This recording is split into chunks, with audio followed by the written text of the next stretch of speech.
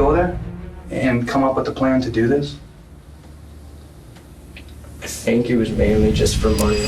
Seated at the defense table, he jokes, sticks out his tongue in front of everyone, and seems to be enjoying himself. The judge watches in disbelief. Before him sits a 13-year-old boy responsible for a crime cruel even by adult standards. But when he hears the sentence, the young boy breaks down.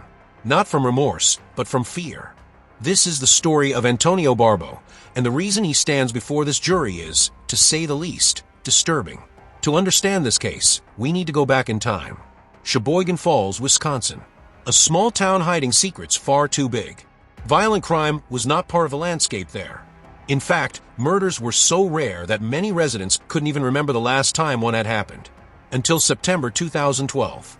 Barbara Olson, 78 years old, was the kind of person who quietly kept the world in order. Retired since 1996, she filled her days with small acts that, together, said everything about who she was. She cared for her garden, played the piano, did crafts, watched Green Bay Packers games, and above all, took care of her family. Not just her own, but others as well. Barbara volunteered, drove elderly people to medical appointments, and was a constant presence at the local church. For her daughter, Judy, there was a sacred ritual. Almost every morning, Barbara showed up at her house. Sometimes for a quick coffee, sometimes just to say good morning. When she didn't come by, she called. She always called. On Tuesday, September 18th, Barbara didn't show up. On Wednesday, she didn't either. At first, Judy tried to convince herself it was nothing. People age, forget appointments, sleep longer. But as the hours passed, the silence became unsettling. Calls went unanswered. Messages received no reply. Early that afternoon, Judy decided to go to her mother's house. She entered through the garage. What she found there would never leave her memory. Barbara was on the floor, motionless. There was blood. A blanket covered her head. Judy ran to a neighbor's house and called the police. When she returned, she couldn't bring herself to approach the body. The neighbor had to check whether Barbara was still breathing. She wasn't. When paramedics arrived and removed the blanket, the scene revealed its full brutality. The top of Barbara's head had been crushed. Her face was unrecognizable. There was a plastic bag wrapped around her head. A thick trail of blood led from the garage into the house, indicating the attack had begun inside. The autopsy would confirm what the scene already showed. Barbara had suffered at least 27 blows. An axe and a hammer had been used. For a town like Sheboygan Falls, this wasn't just a crime. It was a collective shock. Police began the investigation by asking the obvious question. Who would have a reason to kill a 78-year-old woman known for her kindness, with no enemies and no wealth? There were no signs of forced entry. Barbara wasn't rich. There was no history of threats. Investigators examined her entire life. Volunteering, church, family, neighbors.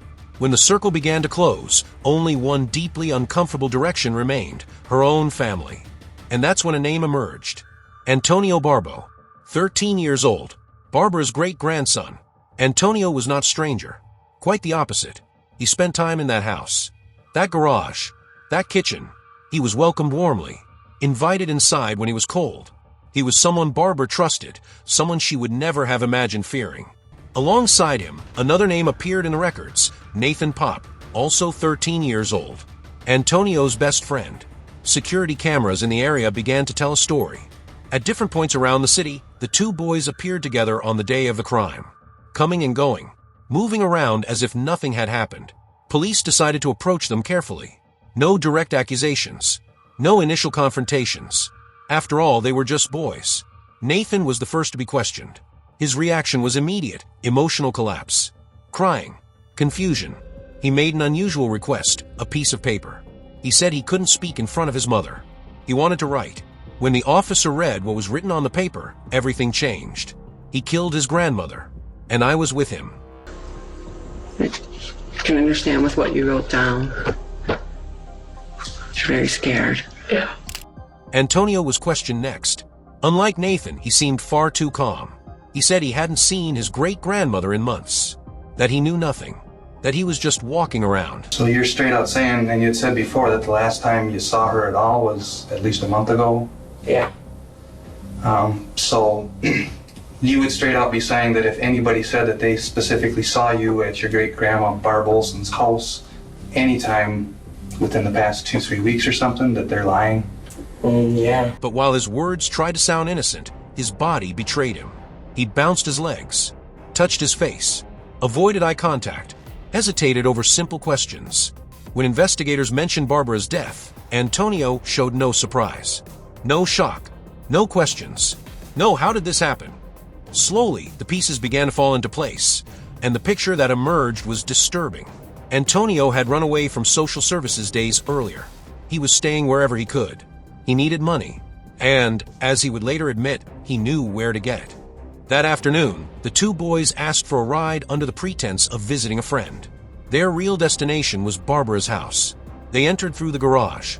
They were heard, and as always, Barbara did what she always did. She invited them inside.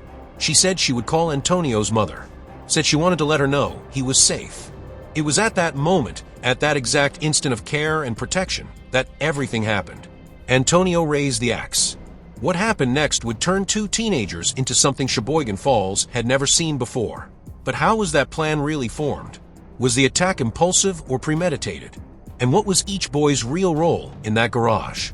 Those answers would emerge inside a cold room, under artificial light, where lies began to collapse, one by one. Interrogation rooms are not designed for comfort. Harsh lights, neutral walls, simple tables, hard chairs. Nothing there exists by accident. The Sheboygan Falls police knew they didn't need force. They needed time. Nathan Pop was the first to sit across from investigators. He didn't look like a killer. He looked exactly like what he was, a frightened boy. From the first minutes, his breathing was uneven, his hands trembled, and his eyes avoided eye contact. When the officer began with simple questions, where he had been, who he was with, what he had done that day, Nathan tried to answer. But every sentence came with long pauses, as if he were negotiating with himself over what he could or could not say. Then he asked for paper and a pen. He said he couldn't say it out loud, that he couldn't say it in front of his mother. When the paper was handed over, the investigator read it quickly and knew, in that instant, that the case had just changed levels. Nathan didn't write details. He didn't need to. He wrote enough. Antonio killed his great-grandmother, and he was there. Minutes later, when the Miranda rights were read, Nathan broke down. He cried like a child being punished for the first time. When the officer mentioned his mother, sitting just a few meters away, the crying grew more intense. It wasn't fear of the police. It was fear of disappointment. It was guilt. Antonio Barbeau, on the other hand, entered the room with a completely different energy. He was already in custody for running away from social services. Authorities were nothing new to him. He knew how to answer. He knew how to lie, or at least he thought he did. The investigator started slowly. No direct accusations. No confrontation. Do you know who your great-grandmother Barbara is? Antonio answered casually. Said he just called. Her grandma. Said they weren't close. Said he hadn't seen her in months. But while he spoke, his body told another story. He moved too much, scratched his face, rubbed his legs, made long hesitation sounds before answering simple questions, like where he had slept 2 days earlier. For someone who claimed not to remember anything, Antonio remembered far too much when it suited him, and forgot far too much when it didn't. The investigator noticed something crucial. Antonio showed no surprise when told about Barbara's death. An innocent person, even a distant one, would ask, how? Antonio asked nothing. The conversation shifted. The officer began asking about money, about work, about allowance, about how Antonio managed to buy things. Antonio explained that he didn't have much, that his mother helped when she could, that, in general, he didn't have easy access to money. That was exactly what investigators suspected. If you need something, if you need new clothes, if you want some soda, if you want something like that, does your mom give you the money, or how does that work, or you just don't get it, or what? Like if it's not that much, my mom will usually get it, but otherwise, I really don't get stuff. Antonio already had a history of petty theft. He broke into houses of people he knew, stole cash. He had even broken into a friend's house multiple times until the family installed cameras. When asked about it, he tried to minimize it. Said it was in the past. Small things. Then came the key question. Did you hear that your great-grandmother was murdered? Antonio didn't react. Not a single muscle in his face moved. No change in tone. No expression of shock. From that point on, the investigator stopped pretending ignorance. He began confronting Antonio with small inconsistencies. said there were witnesses placing him at Barbara's house that day. I've already told you that we've talked with a lot of people, okay? All right. And we've had the state crime lab in, we have a lot of evidence. You know, it's a video world nowadays. We have video evidence. We have a lot of stuff, okay? And I'll tell you right now, you're not telling me the truth. Antonio denied it, said they were lying, said he wasn't there, and that he didn't clean anything, claimed there was no blood on his shoes, until the name of a pizza place was mentioned, Theo's Pizza. Antonio hesitated, and then changed his story. He said he had gone there, yes, but that they walked, and that his friend paid, that they found the money on the floor at Nathan's house. But something didn't add up. 13-year-old boys with no money, no jobs, using a $20 bill found by chance just days after a brutal murder to buy pizza. The investigator didn't need to raise his voice. The lie was already exhausted. Meanwhile, in another room, Nathan was talking. No pressure, no complex psychological games, just the truth coming out in fragments. Nathan talked about the plan. He said Antonio claimed he knew where to get money, said he thought it was a joke, said he asked his mother to drive them to Barbara's house, lying about the reason. He talked about the garage, about being invited inside, about the moment Barbara said she was going to call Antonio's mother. That was when everything changed. Nathan described the sound of the blows, the fear, the cries for help. He said he didn't want to hit her, but he was afraid Antonio would hurt him if he refused. He said he struck her, and that he regretted it. While Nathan spoke, Antonio kept lying, until the investigator made his final move. He said it didn't matter anymore, that there were cameras, fingerprints, bloody clothes, weapons already found, and that this was Antonio's last chance to tell the truth. Antonio took a deep breath, and then he confessed. He said it was for money, that he panicked, that he didn't want Barbara to call his mother. He said he hit her once, maybe twice, and that he ran to the bathroom because he felt sick. Why did you go there and come up with the plan to do this? I think it was mainly just for money. But science doesn't lie. The autopsy showed 27 blows, force distributed throughout the attack. 2 tools used repeatedly. After the murder, the boys tried to move the body, tried to put it in the trunk. They couldn't. They covered her head with a blanket, cleaned surfaces, stole jewelry, cards, and $155. Then they drove Barbara's car, abandoned it in a parking lot, and bought pizza. That's what Barbara's life was worth to them. A pizza. But the story was far from over. Because months later, those 2 boys would sit in a courtroom, not as juveniles, but as adults, and the world would see who they really were when there was nowhere left to run. The Sheboygan County courtroom had never witnessed anything like it. The benches were filled with ordinary residents, people who recognized the name Barbara Olson not from headlines, but from simple memories. The woman who drove seniors to medical appointments, the church volunteer, the grandmother who took care of everyone around her. Now they were there to hear how she had been brutally murdered, and by whom. At the center of the room sat 2 boys. Antonio Barbeau and Nathan Pop faced charges of first-degree intentional homicide as adults. The decision divided opinions both inside and outside the city. For some, they were children caught in something far bigger than they could understand. For others, age became irrelevant in the face of such violence. From the first days of trial, a clear difference emerged between the 2. Nathan appeared fragile, slumped shoulders, eyes cast downward, restless hands. The suit looked too big for his body, and symbolically, the weight of situation did too. His defense built the image of an immature adolescent, emotionally delayed, easily influenced. Psychologists reinforced that view, describing a young boy with social development below average for his age. Antonio presented the opposite. Firm posture, controlled face, alert eyes but cold. No visible reaction when images from the crime scene were shown. No flinch when experts detailed the extent of Barbara's injuries. Even when the number of blows was mentioned, one after another, Antonio remained motionless. The prosecution avoided unnecessary dramatization. The case spoke for itself. Prosecutors showed that this was not a momentary outburst. There was planning. There were conscious choices. There was enough time to walk away, and yet the attack still happened. The weapons did not appear by chance. The route was planned. So was the escape. The original plan accounted for the use of force if necessary. Violence was not an unexpected consequence. It was part of the equation from the start. During Nathan's trial, One moment completely shifted public perception. Antonio took the witness stand. Under oath, he began to recount the events strategically. He tried to minimize his own role, shifted most of the violence onto his friend, portrayed himself as someone who briefly lost control, felt sick, and stepped away from the scene while Nathan continued. It was a carefully constructed narrative, but it did not withstand science. The forensic report returned to the table. 27 blows. Force distribution consistent with 2 active attackers. Repeated markings from both weapons. Nothing supported the version of a brief attack followed by withdrawal.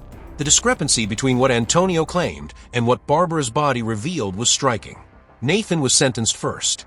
Life in prison with the possibility of parole after 31 years. When the sentence was announced, the boy collapsed. He cried openly, his face twisted, unable to contain the emotion. For the first time since the process began, he seemed to fully grasp the gravity of what he had done. Days later, it was Antonio's turn. His defense tried a different approach. They brought up a car accident he had suffered years earlier, which resulted in a traumatic brain injury. They argued that the incident had altered his personality, reduced empathy, increased impulsivity, and impaired moral judgment. Experts confirmed cognitive changes, but they were categorical on one crucial point. Antonio understood the nature of his actions. He knew exactly what he was doing. He was fully aware of the difference between right and wrong. The strategy failed. The verdict echoed through the courtroom. Guilty of first-degree intentional homicide. Life in prison with the possibility of parole after 36 years. Before the final sentencing was read, Barbara's family was given the opportunity to speak. Her daughter, Judy, stood up. Her words carried no hatred. They carried something harder to hear: humanity. She described her mother as someone incapable of wishing for revenge. She said she believed Barbara would want Antonio to have a chance to become a better person, to have hope, to have something to live for, despite everything. The room fell silent. Then it was Antonio's moment. He had prepared a written statement. I can tell that Tino feels very badly about participating in killing. He stood up, holding the paper, began to read and froze. Tried again. The words wouldn't come. After a few seconds, he handed the statement to his attorney. The defense attorney read it aloud, visibly emotional. His voice broke more than once. Antonio cried, but his crying was different from Nathan's. It didn't come in waves. There was no loss of control. It was restrained, almost delayed, as if it were less an emotional outburst and more a reaction to consequences finally understood. To many in the courtroom, it did not look like remorse. Judge Timothy Van Ackeren closed the session with words that would remain etched in the city's collective memory.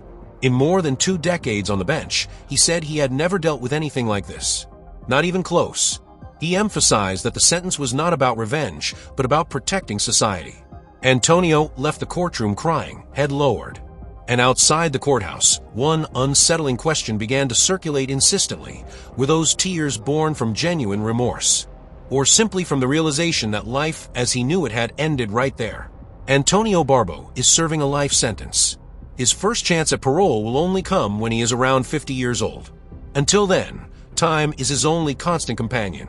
No cameras, no interrogations, no audience. Nathan Pop is also serving a life sentence with the possibility of parole sooner. Reports indicate that over the years, he has shown remorse and participated in educational and therapeutic programs. Still, nothing erases what happened in that garage. And the most uncomfortable question of all remains: did they cry out of remorse, or only when they realized there was nowhere left to run? Leave your opinion in the comments and subscribe.